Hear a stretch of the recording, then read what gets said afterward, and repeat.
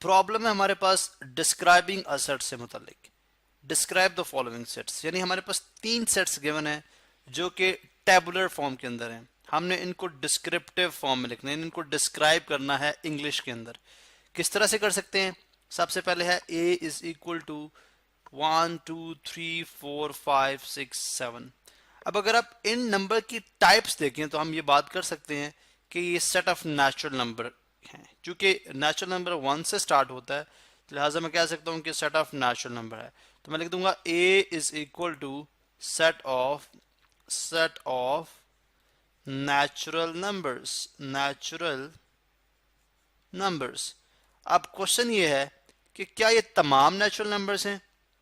तो अगर आप देखें तो ये फर्स्ट 7 है, सिर्फ 7 तक है। लास्ट जो इसमें नेचुरल नंबर है वो 7 है। तो लिहाजा हम क्या करेंगे, इसको लिखेंगे नंबर्स, आगे भी डिफाइन करेंगे नंबर्स लेस देन 8। इसका मतलब है ये वो आपके पास नंबर्स हैं जिनका, यानी वो नेचुरल नंबर जो 8 से लेस हैं। अब 8 से जो प्रीवियस नेचुरल नंबर होता है वो 7 होता है। तो लिहाजा ये स्टेटमेंट बिल्कुल ठीक उसको जस्टिफाई करती है। या हम यूं भी लिख सकते हैं कि set of natural numbers less और इक्वल टू 7। अगर आपने 7 को इंट्रोड्यूस कराना था फिर आप लिखते हैं लेस और इक्वल टू 7। सेट बी पे मूव करते हैं, इसको देखते हैं कि एलिमेंट की नेचर क्या है, टाइप क्या है। 2 3 5 7 11। अब ये तमाम वो नंबर्स हैं जो कि सिर्फ 1 से डिवाइड हो सकते हैं या अपने आप से डिवाइड होते हैं, यानी 1 2s are 2 और 2 1s are 2, 1 3s are 3 और 3 1s are 3, 1 5s are 5 और 5 1s are 5 and so on. तो ऐसे नंबर जो 1 से डिवाइड हों या अपने आप से डिवाइड हों वो कहलाते हैं प्राइम नंबर्स। क्या कहलाते हैं? Prime numbers. तो प्राइम नंबर्स 11 से अगला प्राइम नंबर होगा 13। लेकिन यहां पे हम लिखेंगे b is equal to set of prime prime numbers prime numbers less than 13 यहां पे मैं लिख देता हूं 13, चूंकि 13 से जो प्रीवियस नंबर है वो क्या है 11। आप यूं भी लिख सकते हैं 1 2 3 4 5 set of first 5 prime numbers.